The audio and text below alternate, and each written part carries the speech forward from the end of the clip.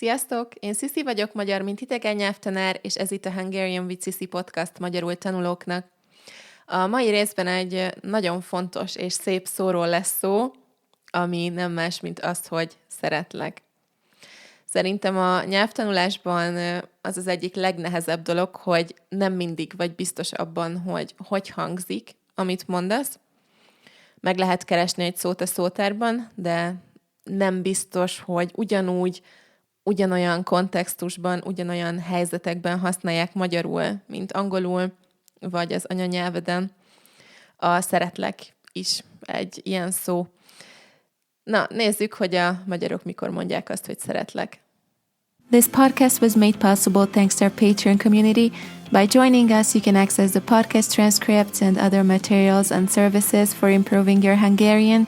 If you want to join us, go to patreon.com/HungarianWithSissi. Ezt a szót szerintem sok nyelvtanuló tudja rengeteg nyelven. Te is biztos hamar megtanultad magyarul, vagy ha a párod miatt kezdtél el magyarul tanulni, akkor lehet, hogy ez volt az első szó, amit megtanultál magyarul. Sok nyelven tudjuk, hogy van ez, hogy szeretlek, de a kultúrát is ismerni kell ahhoz, hogy tudjuk használni. Az az igazság, hogy a magyarok nagyon ritkán mondják, hogy szeretlek, és legtöbbször a párjuknak, feleségüknek, a férjüknek, barátjuknak, a barátnőjüknek mondják, de nekik sem minden nap. Persze általánosságban beszélek, és már ez is változik, de még az én generációm, az Y generáció körében sem szokás gyakran mondani valakinek azt, hogy szeretlek. A mexikói családommal minden nap mondjuk egymásnak, ha a telefonon beszélünk, ha találkozunk, mindig úgy köszönünk el, hogy bye, te amo, szia, szeretlek. Ez magyarul nagyon furcsán hangzik, nem szokás így elköszönni valakitől. Akik gyakran mondják egymásnak, azok vagy párkapcsolatban vannak, vagy tényleg nagyon szoros mély barátság van közöttük. Nekem egy barátnőm van, akivel szoktuk egymásnak mondani, hogy szeretlek, de nem mindig. Ha nagyon hiányzunk egymásnak, vagy egy érzékeny témáról beszélgettünk, akkor szoktuk mondani. Szerintem kb. Havonta egyszer, nem tudom. Az én generációm szülei is ritkán mondják a gyerekeiknek, hogy szeretlek. Én sokáig éreztem, hogy nagyon kényelmetlen nekem a mexikói férjem anyukájának, apukájának és a testvéreinek azt mondani, hogy szeretlek spanyolul vagy angolul. Nem azért, mert nem szeretem őket, csak nekem furcsa ezt kimondani. Nem voltam hozzászokva. De egy év után megszoktam, és már nagyon szeretem mondani. És az anyukámnak is mindig mondom magyarul, amikor telefonon beszélünk. Szóval, nagyon mély és szoros kapcsolat kell ahhoz, hogy egy magyar ezt mondja. Csak úgy, konkrét ok nélkül nem szoktuk mondani.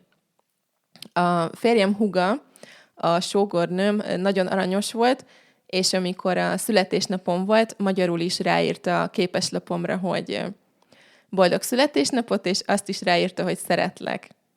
Persze így nagyon-nagyon jól esett, de nagyon furcsa volt látni, mert nem szokás ezt írni. Képeslapok végére általában azt írjuk, hogy szeretettel. Akkor is, ha igaz jó barátoknak vagy családtagoknak írtuk a lapot. Aztán, bár nem ennyire erős szó, de hasonló a helyzet a hiányzol szóval is. Azt vettem észre, hogy itt Amerikában ezt is mindenki mondja mindenkinek. Egyszer egy amerikai lány írt nekem kommentet egy Instagram posztom alá, akivel 5 évvel ezelőtt dolgoztam együtt New Yorkban.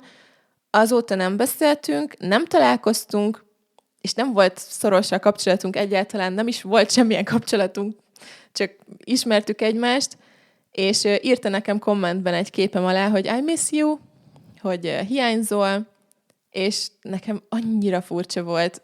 Én ezt csak akkor írom a barátaimnak, amikor épp sírok itthon, és honvágyam van, és tényleg nagyon erősen érzem, hogy hiányzik valaki. Csak úgy nem mondom azt se, hogy hiányzol, és azt se, hogy szeretlek. Csak akkor, amikor nagyon érzem.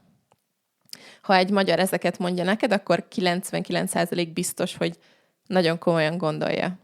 Egyébként ezt is szeretik mondani, nem csak a magyarok, szerintem úgy unblock az európaiak, hogy az amerikaiak felszínesek, és amikor európaiak mondják, hogy szeretlek, akkor az sokkal többet jelent.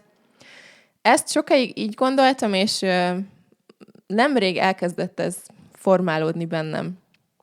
Most azt érzem, hogy nekem nagyon tetszik ez a szokás, és borzasztóan jól esik minden nap több embertől is hallani, hogy te amo, te quiero, vagy I love you, spanyolul és angolul. A férjem szokta nekem magyarul is mondani néha, és nem érzem, hogy felszínes lenne egyáltalán. Biztos lehet úgy is mondani, nem tudom. Én mindig érzem, hogy tényleg szeretnek, miközben mondják nekem. Én ezt egy szép dolognak tartom, és csak azért mesélem, mert szerintem tényleg érdemes néha elengedni a megszokott dolgokat, és nem azonnal elutasítani mindent, ami más vagy új. Főleg nyelvtanulásnál ez nagyon hasznos készség tud lenni. Na, remélem érdekesnek találtad ezt a részt. Ha van kedved, írd meg kommentben, hogy mit gondolsz erről a témáról, a te országodban, a te családodban ez hogy működik. Ha pedig szereted a podcastomat, akkor ne felejts el 5 csillagot adni Spotify-on, vagy lájkold YouTube-on a videót, hogyha itt nézed, mert nagyon sokat segítesz vele. Köszi, hogy itt voltál, szép napot!